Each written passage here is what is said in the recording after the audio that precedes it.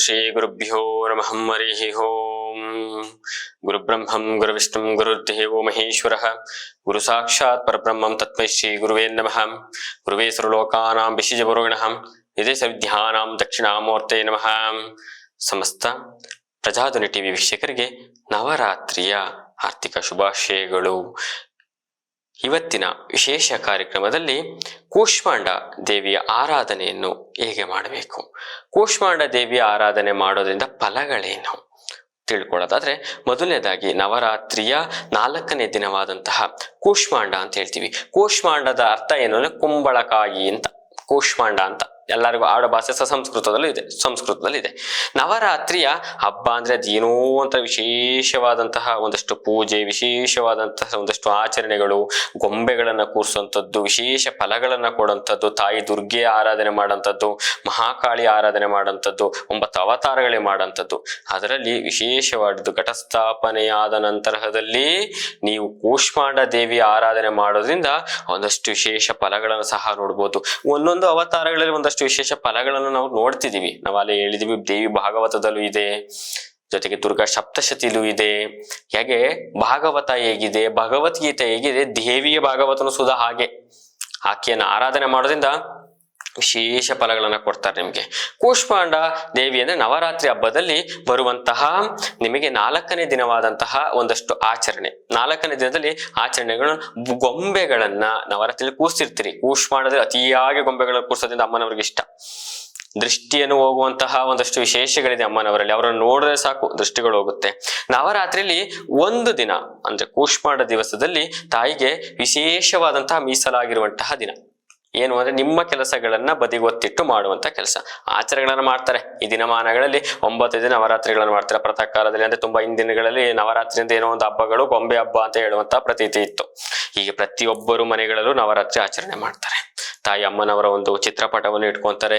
ಇಲ್ಲ ಘಟಸ್ಥಾಪನೆ, ನಮ್ಮ ಕಲಶಾರಾಧನೆ ಇರುತ್ತೆ. ಪ್ರತಿನಿತ್ಯ ನೈವೇದ್ಯ, ಪುರಸ್ಕಾರಗಳು, ಅವರಿಗೆ ಬೇದಂತ ಮಂತ್ರಗಳು, ತಂತ್ರಗಳು ಒಂದಷ್ಟು ಕೇಳ್ಪಡ್ತಾ ಇದೀವಿ. ಹಾಗಾಗಿ ಒಂದಷ್ಟು ಸುಖ ಸಮೃದ್ಧಿಗಳನ್ನು ಹೊಂದುವಂತಹ ಕುಟುಂಬಗಳನ್ನು ನೋಡ್ತಾ ಇದ್ದೀವಿ. 4ನೇ ದಿನವಾದಂತಹ ಸಾಮಾನ್ಯವಾಗಿ ಕೂಷ್ಮಾಂಡ ದೇವಿಯನ್ನು ನಮ್ಮ ತಾಯಿಯ ಅಂದ್ರೆ ಯಾರು ಮಾತೃ ಸ್ವರೂಪವಾಗಿ ನೋಡ್ತಾರೆ ಕೂಷ್ಮಾಂಡ ದೇವಿಯನ್ನ. ನಗು, ಬ್ರಹ್ಮಾಂಡ ಸೃಷ್ಟಿಯೇ ಆಕೆ ನಗುವಲ್ಲಿದೆ. ಕೂಷ್ಮಾಂಡ ತಾಯಿಯ ನಗು ಬ್ರಹ್ಮಾಂಡನೇ ಆಕೆ ನಗುವಲ್ಲಿದೆ. ಅಂದ್ರೆ ನಾವು ಹೇಳ್ತೀವಿ 7 ಖಂಡಗಳು ಬ್ರಹ್ಮಾಂಡನೇ ಆಕೆಗೆ, 14 ಲೋಕಗಳು ಆಕೆ ಒಂದು ನಗುವಲ್ಲಿದೆ, ಕೂಷ್ಮಾಂಡ ನಗುವಿನಲ್ಲಿ. ಆಕೆ ಅರ್ಥ ಏನು ಅಂದ್ರೆ, ಕೂಷ್ಮಾಂಡ ದೇವಿ ವಿಶೇಷವಾಗಿ ವಿಭಿನ್ನ ರೀತಿಯಲ್ಲಿ ರೂಪ ಆಗಿರೋಂಥದ್ದು. ಕೂಷ್ಮಾಂಡ ದೇವಿ ಅವತಾರಗಳಲ್ಲಿ ನಾವು ನೋಡೋದಾದ್ರೆ ವಿಶೇಷವಾಗಿ ವಿಭಿನ್ನ ರೀತಿಯ ಅವತಾರವಾಗಿದೆ. ಸಿಂಹದ ಮೇಲೆ ಕುಳಿತಿರ್ತಾಳೆ ತಾಯಿ. ಜೊತೆಗೆ 8 ಕೈಗಳು ಆಕೆಗೆ. ನಮಗೆ ಇರೋದ್ 2 ಕೈಲಿ ಎಷ್ಟು ಕೆಲಸ ಮಾಡ್ಬೇಕು ಅಂತ, ಆಕೆಗೆ 8 ಕೈಗಳು. ಎಷ್ಟು ಬುದ್ಧಿವತ್ತಿಗೆ ಆಗಿರ್ಬೇಕು ತಾಯಿ, ಎಷ್ಟು ಶಕ್ತಿ ಆಗಿರ್ಬೇಕು. 8 ಕೈಗಳು, ಜೊತೆಗೆ ಕಮಂಡಲ, ಧನಸ್ಸು, ಜಪಮಾಲೆ, ಗದೆ, ಜೊತೆಗೆ ಅಮೃತ ಕಳಶ. ಆಕೆಗೆ ಸಾವೇ ಇಲ್ಲ, ಕೂಷ್ಮಾಂಡ ದೇವಿಗೆ ಸಾವೇ ಇಲ್ಲ. ಜೊತೆಗೆ ಹಾಗೂ ಶಂಖ, ಚಕ್ರ, ಗದಗಳನ್ನು ಸಹ ಕೈಲಿಟ್ಕೊಂಡು ಬರ್ತಿರ್ತಾಳೆ. ಆಕೆ ಬರುವಂತಹ ರೀತಿನೇ ಒಂದು ಘೋರವಾದಂತಹ ರೀತಿ. ಆಕೆ ಬರುವಂತದ್ದೇ ಭಕ್ತಿ. ಸುಮ್ಮನೆ ನಿಂತಿದ್ರು ಕೈ ಮೇಲೆ ಬರ್ತಾ ಇರತ್ತೆ. ಅಷ್ಟು ವಿಶೇಷವಾದಂತಹ ತಾಯಿ ಭಗವತಿ ಆಗಿರ್ತಾರೆ. ಭಕ್ತಿಯುತವಾಗಿ ಕೂಷ್ಮಾಂಡವನ್ನು ಆರಾಧನೆ ನೋಡ್ತಿದ್ರೆ ಸಾಕು ಕೈ ಮುಗಿಯುವಂತಹ ಅನ್ನುವಂತಹ ಎಲ್ಲ ಕೆಟ್ಟ ಮನುಷ್ಯರು ಅಂತಂದ್ರೇನು, ರಾಕ್ಷಸತ್ವ ಗುಣದವರಿಗೆ. ಮೊದಲೇ ರಾಕ್ಷಸರ ಸಂಹಾರ ಮಾಡೋದಕ್ಕೆ ಅವತಾರ ತಾಳ್ದಂತಹ ತಾಯಿ ಅವರ ಮನಸ್ಸಿನ ಕೆಟ್ಟ ಅಭಿಪ್ರಾಯಗಳನ್ನು ಸಂಹಾರ ಮಾಡೋದಕ್ಕೆ ಆಕೆ ನೋಟವೇ ಸಾಕು, ಆಕೆ ನಗುವೇ ಸಾಕು. ಕೂಷ್ಮಾಂಡ ದೇವಿಗೆ ಪೂಜೆ ಮಾಡಿದ್ರೆ ಲಕ್ಷ್ಮೀ ದೇವಿನೂ ಸಹ ಒಲಿತಾಳೆ. ಯಾಕೆಂದ್ರೆ ಅಷ್ಟಲಕ್ಷ್ಮಿಯರು ಸಹ ಕೂಷ್ಮಾಂಡದ ಒಂದು ಅಧಿದೇವತೆಯಾಗಿರ್ತಾರೆ. ಆಕೆಯ ಒಂದು ಫಲ ಎಲ್ಲರಿಗೂ ಕುಟುಂಬದಲ್ಲಿ ಸಂತೋಷ, ಸಮೃದ್ಧಿ, ಧನ, ಕನಕ, ವಸ್ತುಗಳು ಎಲ್ಲ ಆಕೆ ಕೈಯಲ್ಲಿ ಆರಾಧನೆ ಮಾಡಿದ್ರೆ ಕೊಡುವಂಥದ್ದು. ಜೊತೆಗೆ ಕೂಷ್ಮಾಂಡ ದೇವಿಗೆ ಆರಾಧನೆ ಮಾಡೋದ್ರಿಂದ ಕೆಟ್ಟ ದಿನಗಳು ನಿಮಗೆ ಏನಿರುತ್ತೆ, ತುಂಬಾ ವಿಶೇಷವಾದಂತಹ ನರಕ ದಿನಗಳನ್ನ ದೂರ ಮಾಡಿಕೊಂಡು ವಿಶೇಷವಾಗಿರೋಂಥದ್ದು. ಘಟಸ್ಥಾಪನೆಯ 4ನೇ ದಿವಸದಲ್ಲಿರುವಂತಹ ಒಂದು ಕಲಶದ ಆರಾಧನೆಯಲ್ಲಿ ಕೂಷ್ಮಾಂಡ ದೇವಿಯ ಆರಾಧನೆ ಮಾಡತಕ್ಕದ್ದು. ಈಕೆ ಮುತ್ತೈದೆಯರನ್ನ ಕರೆದು ತಪ್ಪದೆ ಊಟವನ್ನು ಕೊಡಬೇಕು. ಈಕೆ ಆರಾಧನೆ ಯಾರು ಮಾಡ್ತೀವಿ, ಆಕೆ ಮುತ್ತೈದೆಯರನ್ನು ಕರೆದುಕೊಂಡು ಸಂಜೆ ಅಥವಾ ಬೆಳಿಗ್ಗೆ ಟೈಮ್, ನೀವು ಬೆಳಿಗ್ಗೆ ಪೂಜಾ ವಿಧಾನದಲ್ಲಿ ನೀವು ಶುಭ್ರವಾಗಿರ್ಬೇಕು. ತದನಂತರದಲ್ಲಿ ನೀವು ಮತ್ತೆ ಯಥಾಸ್ಥಿತಿಯಾಗಿ ಘಟಸ್ಥಾಪನೆಯಲ್ಲಿ ಅಮ್ಮನವರ ಆರಾಧನೆಯನ್ನು ಮಾಡಬೇಕು. ಶುಭ್ರವಾಗಿ ಆಕೆಯನ್ನು ಬೇಡೋದ್ರಿಂದ, ಮುತ್ತೈದೆಯರಿಗೆ ಊಟ ಕೊಡೋದ್ರಿಂದ ಶುಭ ಫಲಗಳನ್ನು ಯಥೇಚ್ಛವಾಗಿ ಲಭಿಸ್ತಾಳೆ. ಹಾಗಾಗಿ ಬಂದಂಥವರಿಗೆ ವಿಶೇಷ ಭೋಜನಗಳು ನಿಮ್ಮ ಕೈಯಲ್ಲಿ ಮನೆಯಲ್ಲಿ ಏನು ಮಾಡಿರ್ತೀರಿ ಆ ಭೋಜನವನ್ನು ಬಡಿಸೋದ್ರಿಂದ ಶುಭ ಫಲಗಳನ್ನು ಕೊಡ್ತಾರೆ. ಈಕೆ ಯಾಕೆ ಅಂತ ಹೇಳೋದಾದ್ರೆ, ಈಕೆ ರಕ್ಕಸರ ಸಂಹಾರ ಮಾಡೋದಿಕ್ಕೆ ಈಕೆ ಒಂದು ಅವತಾರವನ್ನು ತಾಳಿರ್ತಾಳೆ. ಯಾಕೆ ಜಗತಂ ಪಿತರಂ ಒಂದೇ ಹಿಂ ಪಾರ್ವತಿ ಪರಮೇಶ್ವರ ಅಂತ ಹೇಳ್ತೀವಿ. ಜಗತ್ತಿಗೆ ತಂದೆ ತಾಯಿ ಸ್ವರೂಪರಾದಂತಹ ನವದುರ್ಗೆಯರಲ್ಲಿ ಒಂದು ಅವತಾರವಾದಂತಹ ಕೂಷ್ಮಾಂಡ ತಾಯಿ ಆಕೆಗೆ ವಿಶೇಷವಾದದ್ದು. ಆಕೆಗೆ ಬೂದುಗುಂಬಳಕಾಯಿ ಹಲ್ವಾ ಏನ್ ಮಾಡ್ತೀವಿ, ಬೂದುಗುಂಬಳಕಾಯಿ ಹಲ್ವಾ ವಿಶೇಷವಾದಂತಹ ನೈವೇದ್ಯ.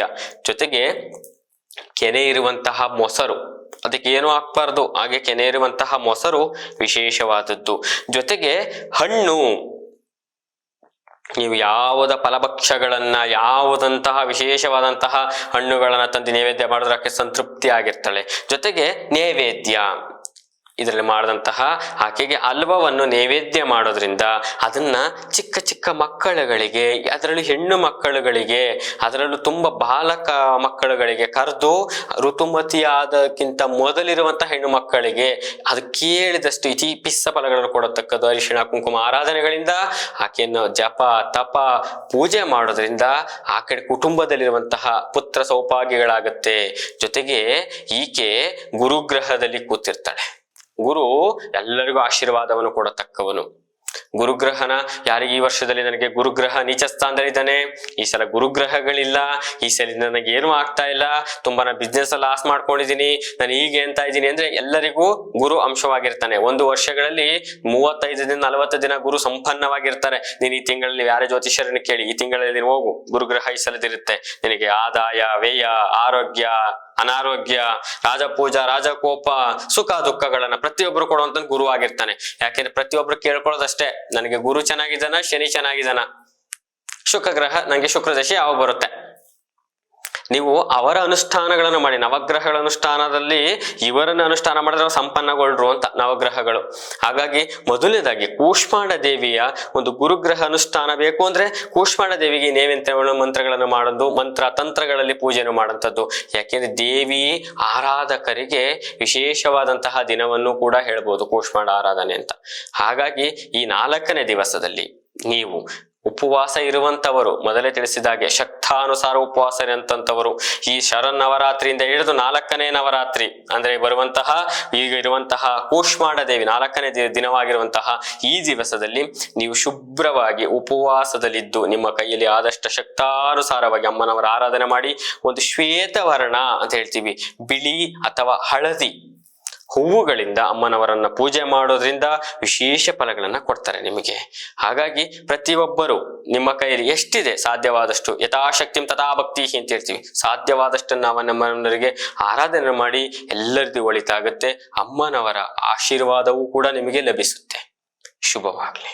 ಇವರ ಆರಾಧನೆ ಕೂಷ್ಮಾಂಡ ಆರಾಧನೆಯಲ್ಲಿ ನೀವು ಅರ್ಚನೆಗಳನ್ನ ಮಾಡೋದಾದ್ರೆ, ಕುಂಕುಮಗಳ ಅರ್ಚನೆಗಳನ್ನ ಮಾಡೋದಾದ್ರೆ ಒಂದಷ್ಟು ಮಂತ್ರಗಳಿದೆ. ಆ ಮಂತ್ರ ಪಠನೆಯನ್ನು ಮಾಡೋದ್ರಿಂದ ಎಲ್ಲರಿಗೂ ಒಳಿತಾಗತ್ತೆ ಕುಟುಂಬದವರಿಗೆ. ಯಾ ದೇವಿ ಸರ್ವಭೂತೇಷು ಭಕ್ತಿ ರೂಪೇಣ ಸಂಸ್ಥಿತ ನಮಸ್ತಸ್ಸೈ ಕೂಷ್ಮಾಂಡೈ ನಮೋ ನಮಃ. ಈ ಗಾಯತ್ರಿ ಮಂತ್ರ ಇದು ಸುಲಭವಾಗಿ ಬರುವಂತಹ ಮಂತ್ರ. ಸಂಸ್ಕೃತದಲ್ಲಿ ತುಂಬಾ ಮಂತ್ರಗಳಿದೆ ಅಮ್ಮನವರ ಆರಾಧನೆಯಲ್ಲಿ. ಇದು ಎಲ್ಲರಿಗೂ ಜಲ್ದಿ ಬರುವಂತಹ ಮಂತ್ರಗಳನ್ನು ತಿಳಿಸ್ಕೊಡೋದಾದ್ರೆ ಈ ಮಂತ್ರವನ್ನ 9 ಬಾರಿ 21 ಬಾರಿ 48 ಬಾರಿ 108 ಬಾರಿ ಯಾರು ಜಪವನ್ನು ಮಾಡ್ತಿರ್ತೀರಿ ಮನೆಯಲ್ಲಿ, ಅವರು ವಿಶೇಷ ಲಾಭಗಳು ವಿಶೇಷ ಶುಭ ಫಲಗಳನ್ನು ಸಹ ಕೊಡ್ತಾರೆ. ಒಳಿತಾಗ್ಲಿ.